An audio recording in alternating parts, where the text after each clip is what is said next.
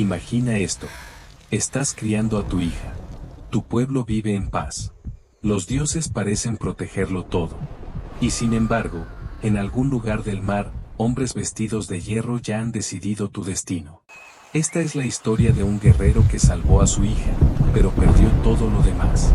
Su hogar, su amor, y finalmente, su vida. Quédate hasta el final, porque esta historia no habla solo de guerra. Habla de identidad, de miedo, y del precio de resistir cuando el mundo se derrumba. Si te interesan historias reales, oscuras y humanas, suscríbete ahora. Aquí no contamos leyendas bonitas. Contamos lo que la historia quiso enterrar. Ahora, volvamos atrás. Mucho antes de que existiera la Ciudad de México, estas tierras estaban llenas de pueblos poderosos. No eran salvajes. No eran primitivos. Tenían leyes, rituales, ciencia, comercio, y guerreros entrenados desde la infancia. Entre ellos vivía Ocelot. Un guerrero respetado. Silencioso. Observador.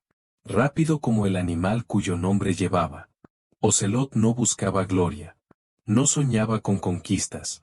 Su mundo era su aldea, escondida entre selva espesa, ríos profundos y montañas que parecían eternas. A su lado estaba Xochitl, su esposa. Firme, intelligent, serena. El equilibrio perfecto frente al fuego que ardía en el corazón de Ocelot. Se habían unido en una ceremonia sagrada junto al río. Bajo cantos antiguos. Bajo la mirada de dioses que exigían respeto, no sangre inútil. Años después nació Citlali. Estrella. Eso significaba su nombre. Desde el primer día, la niña iluminó la aldea. Corría entre los árboles.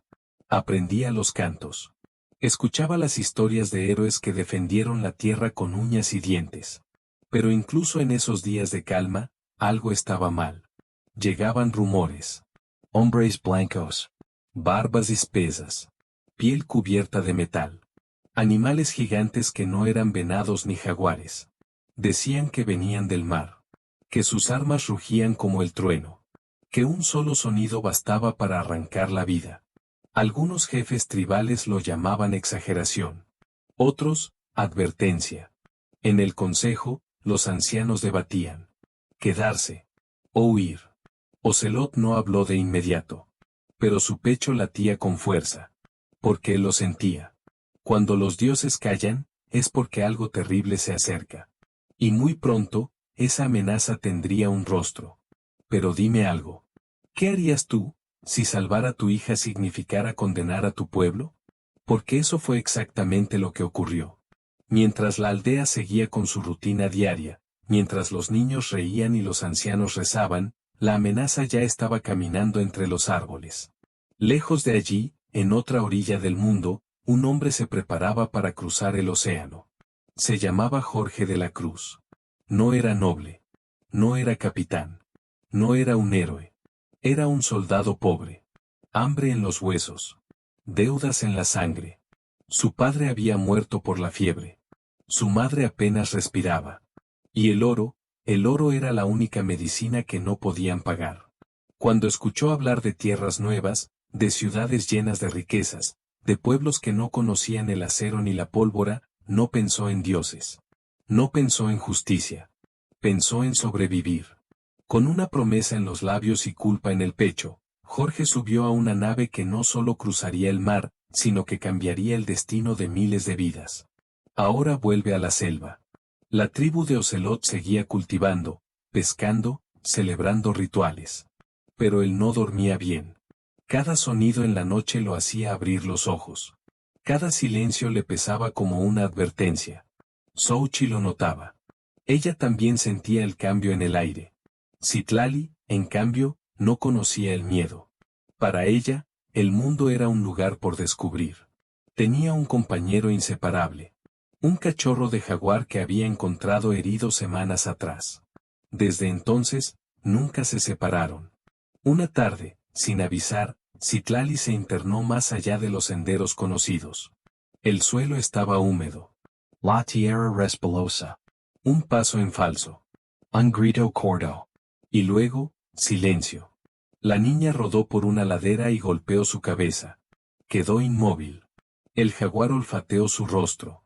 La empujó. Nada. Asustado, corrió. Corrió hasta la aldea. Cuando Ocelot vio al cachorro llegar solo, su sangre se heló. Porque él lo sabía. Ese animal jamás se separaba de su hija. El miedo ya no era una sensación. Era una certeza. Ocelot tomó su arma y siguió el rastro. Pero no fue el primero en encontrarla. Entre los árboles apareció Jorge de la Cruz. Al verla inconsciente, dudó. Podría haberse ido. Podría haberla dejado allí. Pero no lo hizo. La levantó con cuidado. Intentó despertarla. Le dio agua. Y por un instante, el mundo se detuvo. Citlali abrió los ojos. Vio el metal. Vio el rostro desconocido. El terror la atravesó.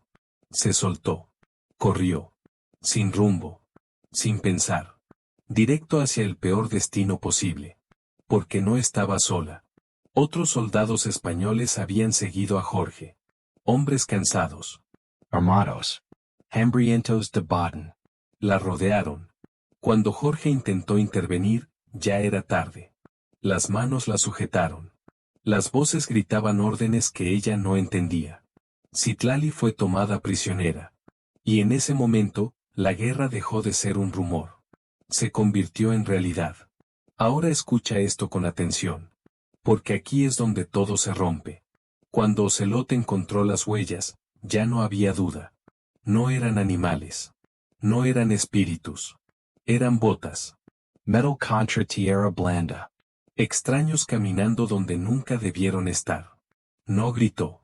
No pidió ayuda al cielo. Reunió a unos pocos guerreros. Hombres que conocían la selva mejor que su propio rostro. Hombres que sabían moverse sin dejar rastro. No iban a una batalla. Iban a una cacería. Los españoles avanzaban confiados. Creían que la selva los protegía. Que el silencio era señal de victoria. Se equivocaban. La primera flecha no hizo ruido. La segunda tampoco. Un soldado cayó sin entender por qué. Otro gritó, y el grito murió rápido. Ocelot atacaba desde las sombras. Nunca de frente. Nunca dos veces desde el mismo lugar. El miedo empezó a filtrarse. No veían al enemigo. Solo escuchaban ramas romperse. Respiraciones demasiado cerca. Pero aún así, eran muchos. Demasiados. Cuando finalmente Ocelot logró llegar hasta Citlali, la encontró viva. Asustada. Pero viva. La liberaron en un ataque rápido. Corto. Violento. Y entonces huyeron. Para Ocelot, el mundo volvió a respirar. Su hija estaba a salvo. Pero la selva no olvida. Y los hombres de hierro tampoco. Mientras se luchaba lejos, otro grupo había seguido un rastro diferente. Hacia la aldea. Cuando Ocelot regresó, el aire olía mal. No a humo de cocina.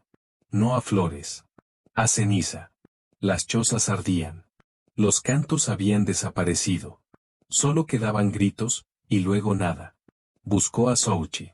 Corrió entre cuerpos. Entre fuego. La encontró. Y en ese instante, algo dentro de Ocelot murió para siempre. La guerra ya no era por su hija. Ni por su pueblo. Ahora era personal. Desde ese momento, Ocelot ya no fue el mismo. No lloró. No gritó. El dolor se volvió silencio. Y el silencio, arma. Esa noche, no durmió. Se pintó el rostro. Afiló su arma con calma. Como si cada movimiento fuera una despedida. Los españoles celebraban. Creían haber ganado. Creían que la selva ya estaba sometida. No sabían que estaban siendo observados. Ocelot atacó como atacan los depredadores. Sin aviso. Sin piedad. Uno cayó mientras bebía. Otro mientras reía. El miedo volvió a correr entre ellos. Entre el caos, apareció Jorge de la Cruz. Cuando sus miradas se cruzaron, el tiempo se detuvo. Jorge reconoció al guerrero. Entendió, demasiado tarde, lo que había provocado. Intentó hablar. Explicar. Pedir perdón. Pero algunas palabras llegan cuando ya no sirven. El combate fue brutal. Metal contra obsidiana. Fuerza contra furia. Ocelot se movía rápido. Cada golpe llevaba un recuerdo. Cada ataque, un nombre. Jorge cayó de rodillas. Sangrando. Derrotado. Con voz temblorosa, habló en la lengua de Ocelot. Pidió clemencia. Y Ocelot dudó. Pensó en su hija. Pensó en Sauchi. Pensó en el mundo que había perdido. Bajó el arma. No por compasión, sino para demostrar que aún era humano. Y entonces, el sonido que nadie escuchó a tiempo. Una lanza atravesó su espalda. El aire escapó de sus pulmones. Sus piernas cedieron. El guerrero cayó. Mientras la vida se apagaba, Ocelot miró al cielo. No con rabia. Con paz. Sabía que su lucha no había sido en vano. Que su historia no terminaría allí. Porque algunos hombres mueren. Pero otros, se convierten en memoria. El cuerpo de Ocelot quedó inmóvil sobre la tierra que había jurado proteger. La selva volvió a guardar silencio. Los hombres de hierro siguieron avanzando. Quemaron nombres. Borraron rostros. Levantaron cruces donde antes hubo dioses antiguos. Pero no lograron algo. No pudieron borrar el recuerdo. Citlali sobrevivió. Creció escuchando la verdad. No una leyenda adornada. No un cuento para dormir. La verdad cruda. Que su padre no fue un rey. No fue un conquistador. Fue un hombre que eligió resistir cuando rendirse era más fácil. Que eligió proteger cuando huir habría salvado su vida. Con los años, otros pueblos repitieron su nombre. No como un grito de guerra, sino como advertencia. Porque Ocelot demostró algo que los invasores nunca entendieron. Que la verdadera fuerza no siempre vence. Pero deja cicatrices que el tiempo no puede cerrar. Los españoles ganaron territorios. Ciudades. Pero perdieron algo más profundo. La ilusión de que el miedo puede someterlo todo. Cada selva oscura. Cada montaña cerrada. Cada pueblo que se negó a olvidar, fue una derrota silenciosa para ellos. La historia suele recordar a los vencedores. A los que escriben. A los que levantan imperios. Pero también existe otra historia. La de los que cayeron defendiendo quienes eran. La de los que no negociaron su identidad. La de los que pagaron el precio más alto. Esta es una de esas historias. No para glorificar la violencia, sino para recordar su costo. Porque cuando un pueblo pierde su memoria, la conquista nunca termina. Y ahora te pregunto a ti. Si todo lo que amas estuviera en peligro, ¿resistirías o mirarías hacia otro lado? Déjanos tu opinión en los comentarios. Tu voz también forma parte de esta historia. Si quieres seguir escuchando relatos reales, intensos y humanos, dale like. Suscríbete. Y no olvides algo importante. La historia no siempre pertenece a los vencedores. A veces, pertenece a quienes se negaron a desaparecer.